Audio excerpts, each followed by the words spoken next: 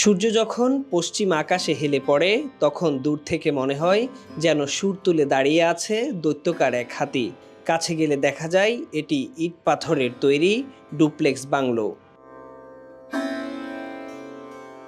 চট্টগ্রাম নগরের ফুসফুস খ্যাত সিআরবিতে এই হাতির বাংলোর অবস্থান।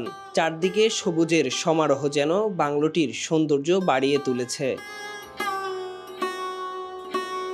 রেলওয়ে পূর্বাঞ্চলের মালিকানাধীন স্থাপনাটিতে হাতির রঙের সঙ্গে মিলিয়ে দেওয়া হয়েছে ছাই রঙের প্রলেপ। এর দুপাশে দুটি করে চারটি জানালা রয়েছে, সামনে ও পিছনে তিনটি করে রয়েছে ছয়টি জানালা। সামনে সুরের অবয়বের দিকে একটি করে দুটি গোলাকার জানালা রয়েছে, এগুলো দেখতে হাতির দাঁতের মতোই। সুরের সামান্য উপরের দিকে রয়েছে গোলাকার দুটি ছিদ্র, এগুলো দেখতে হাতির চোখের মতো। লম্বা করে বানানো সুরের নিচে রয়েছে বাংলোর ব্যালকনি, পেছনে রয়েছে হাতির লেজের আকৃতি। দুপাশের অংশেও হাতির মতো ঠাউস প্যাট শোভা পাচ্ছে।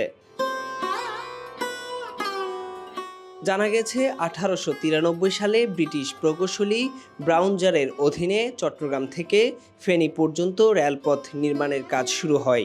সেই লক্ষ্যে রেলওয়ে কর্মকর্তাদের বসবাসের জন্য 19 শতকের মাঝামাঝি সময়ে নির্মিত হয় এই ভবনটি। বর্তমানে এর বয়স প্রায় 130 বছর। 7 থেকে 8 বছর আগেও এখানে বসবাস করার জন্য রেলওয়ে কর্মকর্তারা আসতেন, তবে জীর্ণশীর্ণ অবস্থার কারণে বর্তমানে কেউ সেখানে বসবাস করেন না। যথাযথ রক্ষণাবেক্ষণের অভাবে পুরোটা বিবর্ণ হয়ে গেছে, বেশিরভাগ অংশেই জমে গেছে শ্যাওলা। সব মিলিয়ে ধ্বংস হতে চলেছে সিআরবির ইতিহাস ঐতিহ্যের অন্যতম একটি স্মারক স্থাপনা।